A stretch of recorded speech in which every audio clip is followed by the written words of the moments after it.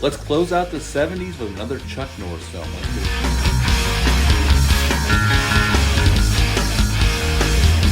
Welcome back to my channel. Hope you're all doing well out there. Today we're going to head back to 1979 for another Chuck Norris film. Before we do that, do me a favor, like, comment, and subscribe. Join me here, I greatly would appreciate that. Today we're going to talk about 1979's A Force of One. Now, Chuck Norris had Good Guys Wear Black, which we talked about last week, came out in 78.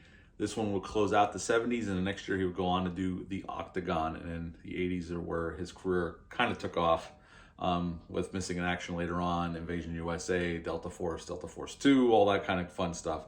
Well, A Force of One dropped on May 18th of 1979. It's rated PG. It's an hour and 30 minutes long. Had a budget of, from what I could tell, between $2.5 and $3.5 million, and upon release it made $20 million. So it was yet another successful action film for one Chuck Norris. Now, Chuck Norris plays Matt Logan in this film. He is a karate school instructor. He owns his own karate school. He's an instructor. He's an ex-Vietnam vet. Jennifer O'Neill is in this film as Mandy, and she is a police officer. Clu Gulger's in this film as Dunn, the captain of the police force, and he's here, to bring a little, substance to the proceedings. You know what I mean? I love Clu Gulger, and he's great here. Ron O'Neill plays Rollins. He's another vice cop here, and he is most notable for being the Cuban commander in Red Dawn, and he was also in The Final Countdown.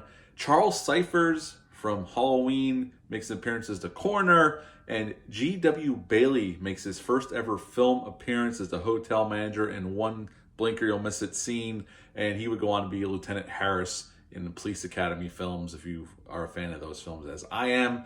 Now, this film, kind of like Good Guys Wear Black, Chuck Norris's character owns his own karate school, but that's not how we started our film. We set up these vice cops trying to figure out how this drug ring is getting its drugs around town. Los Angeles is besieged by drugs and people overdosing. But there's a karate assassin in their midst killing cops, and they're dumping the bodies in the river or the ocean, whatever. And they have no idea who's doing this, but they kind of figure out from the coroner telling them that it has to be somebody that's trained in karate. That's how they come to this fact. And they go to meet with Matt Logan to learn a little bit of karate, the cops, and he helps them with their investigation. And pretty soon he's in the thick of it, and his son gets killed during the film, and before we know it, we have our final fight scene with this gentleman that he was fighting in this karate tournament for the championship. He was defending his title against this gentleman, and he ends up snapping his neck, and that is the end of A Force of One. What to like about this film? Well, Chuck Norris, he's pretty good here. I think he's a little bit better here than he was in Good Guys Wear Black. All the fight scenes were choreographed by Chuck Norris and his brother Aaron Norris, and Aaron Norris would go on later on to direct a bunch of his brother's films later on in his career. Paul Aaron, the gentleman who directed this film, originally was only going to come in to do a rewrite and a screenplay, and they actually asked him to come on to direct the film because Ted Post was originally going to direct this film, but he was busy with other projects. He had to step away, and Paul Aaron came in to direct this. But Paul Aaron was the stepfather of one Keanu Reeves at the time, and Keanu Reeves is said, from what I read, that he talked Paul Aaron into directing the film because he wanted to be there to watch a karate film be filmed, and it's a cool little tidbit if true. I saw it online, so who knows if it's true or not. Again, this is the film debut of G.W. Bailey. I think the film, the thing of it's in its favor is it's short. It's only 90 minutes long. I think there's still some dead spots. It looks cheap. The sets look incredibly cheap, like 70s TV cheap. Again, Chuck Norris, the surrounding cast is pretty good here. Clu Gulger is always fun to see, and he's good here as the captain. Jennifer O'Neill is the love interest, does what she needs to do.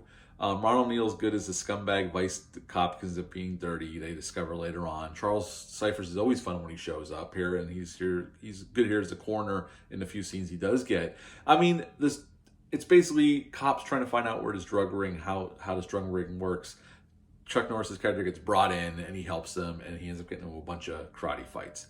The karate fights, I think the action, the hand-to-hand fights are better shot here than they were in a Good Guys Wear Black. So I will give the film that. I think, though, the film at the end of the day is really not that great. It's pretty much on par with Good Guys Wear Black. Chuck Norris, at least in my opinion, made better films later on in his career. This one's just okay, just like a Good Guys Wear Black. I think, the way they handle the story, it's just your typical cops trying to find the bad guys movie. And there's nothing wrong with that. I just don't think there's enough here to make it quite that interesting. It's okay. It's an okay early effort from Chuck Norris. And he go on to do The Octagon later on, and An Eye for an Eye, and then Silent Rage, Missing in Action, Invasion USA, Delta Force 2, Hitman, all those fun movies, Hero and the Terror, which I like that film. This is not one of Chuck Norris's better films. It's okay. At the end of the day, I would give this one a 6 out of 10. 6 out of 10 for A Force of One. Have you ever seen this one? Leave a comment down below. Let me know. Hit the thumbs up, hit the subscribe button, share this video. I would appreciate that.